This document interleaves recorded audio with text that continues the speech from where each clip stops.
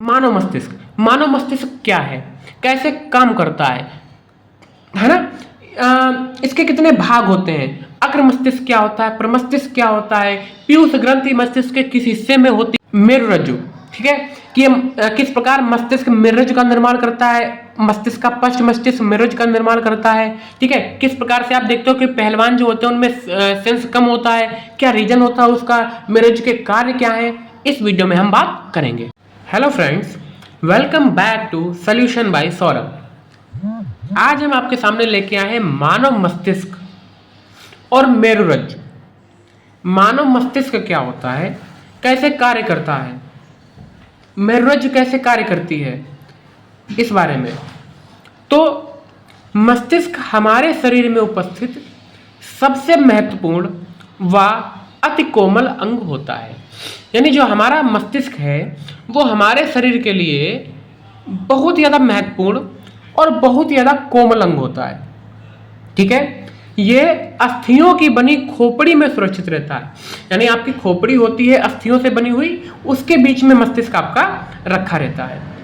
अब खोपड़ी क्या है, देखिए किस तरह से हम किसी वाक्य को लिखते हैं। मानव मस्तिष्क आया तो कैसे हम उस पर लिखेंगे बिना रटे। तो मानव मस्तिष्क सबसे पहले हमारे शरीर का कोई भी अंग आ जाए आपको लिखना है, बहुत ही महत्वपूर्ण अंग होता है। तो महत्वपूर्ण और कोमल है तो कोमल अंग होता है। अब ये अस्थियों की बनी, अब कोमल है तो कहीं ना कहीं तो सुरक्षित रहेगा, तो सुरक्षित रहता है अस्थियों की बनी खोपड़ी में। अब खोपड़ी टर्म आया तो खोपड़ी को डिफाइन कर दो। तो खोपड़ी का निर्माण 22 अस्थियों के मिलने से होता है। यानी आपकी 22 अस्थियां मिलके खोपड़ी का निर्माण करती हैं। ठीक है, जिनमें 14 अस्थियां चेहरे पर यानी आपके सामने फेस की तरफ व 8 अस्थियां पीछे की ओर होती हैं। यानी टोटल आपकी 22, इसमें से 14 आपके फ्रंट में और 8 आपके बैक में, है ना, रियर साइड में। अब मस्तिष्क के बारे में थोड़ा और बताते हैं। मस्तिष्क एक जटिल संरचना है। सबको पता है कि मानव मस्तिष्क कितनी जटिल संरचना है, हम कहाँ से कहाँ क्या सोच सकते हैं ये खुद नहीं जानते। जो मांसल युक्त होती है, मांसल युक्त यानी ये मांस का बना हुआ होता है। हृदय आपका वो भी मांस का बना, मस्तिष्क आपका वो भी मांस का बना, बट सबके काम अलग अलग। कितना क्रिटिकल है ये ह्यूमन बॉडी। इसके ऊपर दोहरी झिल्ली चढ़ी होती है। यानी मस्तिष्क डायरेक्ट नहीं रखा है खोपड़ी में, मस्तिष्क के ऊपर दोहरी झिल्ली लगी होती है, जिन झिल्लियों को आप दृढ़ तानिका व मृदु तानिका कहते हैं, है ना। दोनों झिल्ली, अब देखिए दोनों झिल्ली, अब देखिए दो झिल्ली हैं तो ऐसे तो झिल्ली होंगी नहीं, उन दोनों झिल्लियों के बीच में तरल पदार्थ भरा होता है जिसे हम प्रमस्तिष्क मेरुद्रव्य कहते हैं। देखा, द्रव्य प्रमस्तिष्क मेरुद्रव्य कहते हैं। ये बाहरी आघातों से मस्तिष्क की रक्षा करते हैं। ये बाहरी आघातों से मस्तिष्क की रक्षा करता है। नहीं, फिर से एक बार पढ़िएगा। मस्तिष्क हमारे शरीर की सबसे महत्वपूर्ण व कोमल अंग है। ये अस्थियों की बनी खोपड़ी में सुरक्षित रहता है। खोपड़ी का निर्माण 22 अस्थियों के मिलने से होता है, जिनमें 14 अस्थियां चेहरे पर व 8 अस्थियां पीछे की ओर होती है। मस्तिष्क एक बहुत जटिल संरचना है जो मांसल युक्त होती है। इसके ऊपर दोहरी झिल्ली चढ़ी होती है जिन्हें दृढ़ तानिका व मृदु तानिका कहा जाता है। दोनों झिल्लियों के बीच में एक तरल पदार्थ भरा होता है जिसको प्रमस्तिष्क मेरुद्रव्य कहा जाता है। यह बाहरी आघातों से मस्तिष्क की रक्षा करता है। अब बात करते हैं इसके भाग कि मस्तिष्क के कौन कौन से भाग होते हैं। आपके जो मस्तिष्क है वो कितने हिस्सों से, कितने भागों से मिलकर बना होता है। तो ये 3 भागों से आपका मस्तिष्क मिलकर बना होता है। कितने भागों से? 3 भागों से। कौन कौन? प्रमस्तिष्क, प्रमस्तिष्क क्या? अग्र मस्तिष्क। अग्र मस्तिष्क क्या है? ये मस्तिष्क का सबसे मुख्य भाग होता है, यानी बहुत ज्यादा इंपॉर्टेंट पार्ट होता है आपका अग्र मस्तिष्क। ठीक है, जो संपूर्ण मस्तिष्क का 2/3 भाग बनाता है। ये 2 भागों में फिर से बटा होता है।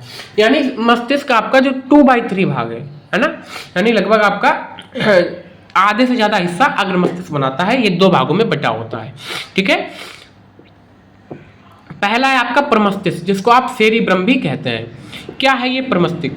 ये 2 गोलार्धों का बना हुआ भाग होता है, यानी 2 आधे गोले होते हैं जिसमें 3 गहरी दरारें होती हैं। यानी प्रमस्तिष्क में आपकी 3 गहरी दरारें होती हैं। इस भाग को सोच विचार का केंद्र कहते हैं। यानी आप जो कुछ सोचते हो, जितनी चीजें आप सोचते हो, है ना, सोच विचार की हर एक चीज, आपका दुख, खुशी, तनाव, जो कुछ है, जो आप सोचते हो वो प्रमस्तिष्क के द्वारा करते हो। इसका कार्य क्या है, इन्हीं के बारे में हम बता रहे थे कि मनुष्य में उत्पन्न होने वाले सभी प्रकार के विचार, दुख, खुशी, तनाव, स्मरण, हर्षोल्लास, भय, क्रोध, ईर्ष्या, यानी आपके जो विचार है, दुख है, खुशी है, तनाव है, स्मरण है, हर्षोल्लास है, भय है, क्रोध है, ईर्ष्या है, ये सब आपके प्रमस्तिष्क के कार्य हैं। ठीक है। और इसमें क्या है, कुछ टर्म और होते हैं, जैसे सूंघने की क्षमता, सूंघने की क्षमता, स्पर्श करने की क्षमता इस भाग से ही उत्पन्न होती है। ठीक है। यानी सूंघने, आप जो सूंघ पाते हो किसी भी चीज को, किसी भी चीज को आप स्पर्श कर पाते हो, वो प्रमस्तिष्क के द्वारा ही किया जाता है। ओके। मस्तिष्क के दूसरे भाग को हम बोलते हैं डाइएन्सीफेलॉन। डाइएन्सीफेलॉन क्या है, अग्र मस्तिष्क का वह भाग होता है जिसमें पीयूष ग्रंथि जुड़ी होती है। एक जीके में क्वेश्चन बनता है कि मानव शरीर की सबसे छोटी अंतःस्रावी ग्रंथि या मास्टर ग्रंथि पीयूष ग्रंथि, यानी डाइएन्सीफेलॉन में ही आपकी पीयूष ग्रंथि उपस्थित होती है। और पीयूष ग्रंथि को आप मास्टर ग्रंथि भी कहते हैं, है ना। मास्टर ग्रंथि यानी जितनी भी आपकी बॉडी में अंतःस्रावी ग्रंथि हैं उन सबको ये ऑपरेट करती है, आपकी पीयूष ग्रंथि। अब आपका अग्र मस्तिष्क हुआ। अब बात करते हैं प्रमस्तिष्क। अग्र मस्तिष्क में आपने दो भाग पढ़े, प्रमस्तिष्क और डाइएन्सीफेलॉन। अब बात करते हैं मध्य मस्तिष्क की। तो ये मस्तिष्क का मध्य भाग होता है, नाम से स्पष्ट है। अग्र मस्तिष्क आगे वाला हिस्सा, मध्य मस्तिष्क मध्य वाला हिस्सा, जो पिचके हुए गोले के समान होता है, यानी पिच ऐसा गोला हो जो कहीं से पिचका हो उसके समान होता है। इसके कार्य क्या क्या है, नेत्र से निकलने वाली प्रकाश सिरा मध्य मस्तिष्क से जुड़ी होती है। यानी जब आप मानव नेत्र पढ़ते हो उसमें आपने देखा कि रेटिना पर प्रतिबिंब बनता है और रेटिना से प्रकाश सिराएं मस्तिष्क तक जाती हैं, तो वो प्रकाश सिराएं मध्य मस्तिष्क से ही जुड़ी होती हैं। वही आपका लिखा भी है, ये प्रकाश सिरा रेटिना पर बनने वाले प्रतिबिंब की सूचना मस्तिष्क को देती है। इसका दूसरा पॉइंट क्या है, जो आप कानों के द्वारा सुनते हो तो कान के द्वारा जो ध्वनि तरंगे ग्रहण की जाती हैं उन्हें मस्तिष्क के इसी भाग में भेजा जाता है। यानी आपके देखने वाला काम और सुनने वाला काम मध्य मस्तिष्क में ही होता है। और तीसरा जो है प्रतिवर्ती क्रियाएं, जो आपकी प्रतिवर्ती क्रियाएं हैं वो मध्यवर्ती मस्तिष्क के द्वारा ही संचालित होती हैं। प्रतिवर्ती क्रियाएं एक अलग से इंपॉर्टेंट टॉपिक है, जब मेरुरज्जु में आपको डिस्कस करेंगे कि प्रतिवर्ती क्रियाएं भी आपकी मध्य मस्तिष्क के द्वारा संचालित होती हैं। कि अगर आपने गर्म चीज छुई और आप एकदम से अपना हैंड वापस ले आए, यानी आपने चीज टच की गर्म है तो एकदम से हैंड बैक कर लिया, यानी प्रतिवर्ती क्रियाएं भी मध्यवर्ती मस्तिष्क के द्वारा ही संचालित होती हैं। अब इसका जो तीसरा पार्ट है वो है पश्च मस्तिष्क। बात करते हैं कि पश्च मस्तिष्क क्या होता है। तो पश्च मस्तिष्क यानी पिछला हिस्सा, ये मस्तिष्क का सबसे अंतिम भाग होता है ना। जो आपका पिछला हिस्सा है पश्च मस्तिष्क, वो मस्तिष्क का सबसे पिछला भाग होता है, अंतिम भाग होता है, जो ठोस और पतला होता है। ये भाग ही मेरुरज्जु का निर्माण करता है। यानी जो आपका आपने पढ़ा अग्र मस्तिष्क, वो आपके दो भागों में बटा था, है ना, प्रमस्तिष्क और डाइएन्सीफेलॉन में। फिर दूसरा मध्य मस्तिष्क आया, तीसरा पश्च मस्तिष्क है। इस पश्च मस्तिष्क को आपका ठोस होता है, पतला होता है। इसके कार्य क्या है, कार्य हम देखते हैं। ये भाग शरीर के संतुलन को बनाए रखता है, यानी जो आपका पश्च मस्तिष्क है वो शरीर के संतुलन को बनाए रखता है। और सबसे इंपॉर्टेंट काम ऐच्छिक पेशियों की क्रियाओं का संचालन इसी भाग में होता है।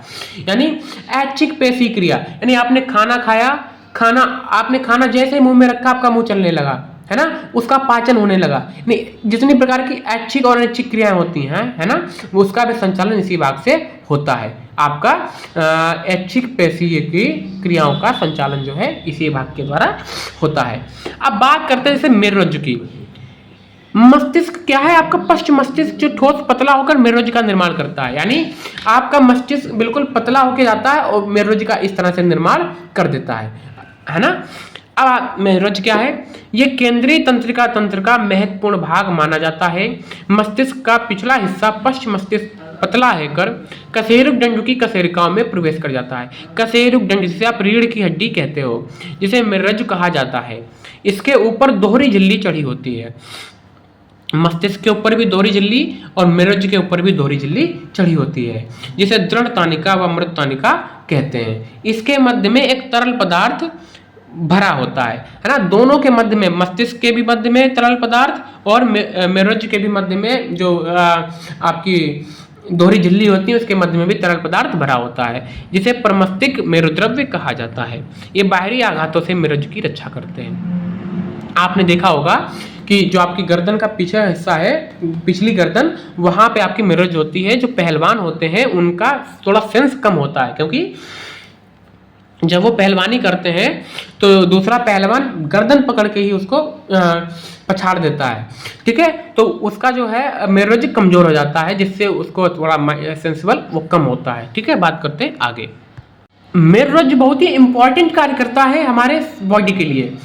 तो क्या है, शरीर से जाने वाली सूचनाओं को मस्तिष्क तक तथा मस्तिष्क से शरीर के अंगों तक आने वाले संदेशों के लिए मेरुज्ज पथ का कार्य करता है। जैसे पूरी बॉडी से मस्तिष्क तक और मस्तिष्क की सूचना शरीर के अंगों तक, वहां तक जाने के लिए पथ का कार्य करता है। जैसे कि नदी के ऊपर पुल बना दो, यानी एक किनारे से दूसरे किनारे तक जाने का जो रास्ता का कार्य है मेरुज्ज करता है।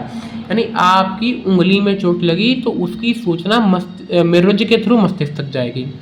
फिर मस्तिष्क उस आंख को इशारा करने के लिए कि आंख को बोलेगा कि देखो क्या हुआ, तो वो सूचना मेरुज्ज के थ्रू ही जाएगी। मेरुज्ज रास्ते का कार्य करता है। हमारे शरीर में होने वाली प्रतिवर्ती क्रियाओं का संचालन मेरुज्ज के द्वारा ही होता है। जितनी भी हम प्रतिवर्ती क्रियाओं का संचालन करते हैं मेरुज्ज के द्वारा ही करते हैं। प्रतिवर्ती क्रिया अभी डिस्कस करेंगे हम जस्ट आपके सामने, ठीक है। अच्छा, एक चीज और है, जो काम आप सीखते हैं वो मस्तिष्क के द्वारा होता है। जो काम आप सीखते हैं वो मस्तिष्क के द्वारा होता है, और जो काम आप सीख चुके होते हो वो मेरुज्ज के द्वारा करता है, ठीक है। यानी जो आप काम सीख रहे हो वो मस्तिष्क करता है, जो आप काम सीख रहे हो वो मस्तिष्क करता है, जो आप सीख चुके हो वो मेरुज्ज करता है, ठीक है। अब प्रतिवर्ती क्रिया, तब से आपको बोल लेते हैं अब क्या है प्रतिवर्ती क्रिया, उसको देखते हैं, ठीक है। क्रियाएं ऐसी क्रियाएं जो किसी भी चीज को देखकर आपके अंदर एकदम से स्वतः घटित हो जाए, यह प्रतिवर्ती क्रियाएं कहते हैं। देखते हैं कैसे मस्तिष्क और मेरुज्ज से प्रभावित होते हैं। प्रतिवर्ती क्रिया को सर्वप्रथम मार्शल नामक वैज्ञानिक ने पहचाना था। मार्शल नामक वैज्ञानिक थे, उन्होंने सबसे पहले प्रतिवर्ती क्रिया को पहचाना, ठीक है। और वेस्ट तथा टेलर दो वैज्ञानिक थे, इन्होंने अपने अनुसार ये बताया कि अनैच्छिक क्रियाएं जो किसी उत्तेजना के कारण शरीर में स्वतः घटित हो जाती हैं उन्हें प्रतिवर्ती क्रियाएं कहा जाता है। यानी ऐसी अनैच्छिक क्रियाएं जो किसी उत्तेजना के कारण अपने आप घटित हो जाएं उन्हें परिवर्ती क्रिया कहा जाता है। इन क्रियाओं का संचालन मेरुज्ज के द्वारा होता है।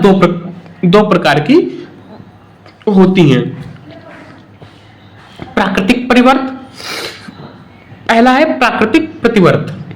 ये क्या है? ये क्रिया जीवधारी में जन्मजात होती है, यानी जन्म से, कोई इसको सिखाता नहीं है। इस क्रिया के लिए उसे किसी शिक्षण की आवश्यकता नहीं होती है। उदाहरण में क्या है, जैसे उबासी आना है ना, बच्चों को नींद आती है, बच्चे जन्म लेते हैं, कुछ देर बाद उबासी लेने लगते हैं। खांसी आना है ना, छींक आना, ये सब प्राकृतिक प्रतिवर्त है। किसी ने उसको सिखाया नहीं कि बेटा ऐसे छींकते बोलो आ छींक, है ना, कुछ सिखाने नहीं आता है कि बेटा ऐसे खांचो, है ना, या बेटा ऐसे उबासी लो, सब प्राकृतिक होता है। दूसरा है आपका उपार्जित प्रतिवर्त। ये क्रिया जीवधारी में जन्मजात नहीं होती है, निरंतर अभ्यास करने से क्रिया जीवधारी में उत्पन्न हो जाती है। यानी लोगों को देखते देखते, लोगों को देख देख के सीखते सीखते जो आपकी क्रियाएं शरीर में होने लगती है, उपार्जित प्रतिवर्त कहलाता है। जैसे साइकिल चलाना, टाइपिंग करना, भोजन देखकर मुंह में पानी आना। जरा सा बच्चा है 1-2 साल का, उसको रसगुल्ला देख के मुंह में पानी नहीं आता है, लेकिन जब वो धीरे धीरे जानेगा रसगुल्ला का ऐसा स्वाद होता है ना, रसमलाई ऐसे लगती है, तो उसको देख के मुंह में पानी आ जाएगा, है ना। जैसे आजकल के बच्चे मोमोज, फिंगर और पिज्जा वगैरह को देखकर मुंह में, नाम सुन के मुंह में पानी आ जाता है। तो ये होती है आपकी प्राकृतिक, ये होता है आपका उपार्जित। जो आपका बचपन से जन्मजात है वो प्राकृतिक है, जो देख देख के आप सीखे वो उपार्जित है, ठीक है। और एक इसमें इंपॉर्टेंट पॉइंट है, उसको भी देख लेते हैं कि ये क्रियाएं प्रारंभ में मस्तिष्क द्वारा, परंतु अभ्यास हो जाने पर मेरुज्ज के द्वारा संचालित होती हैं।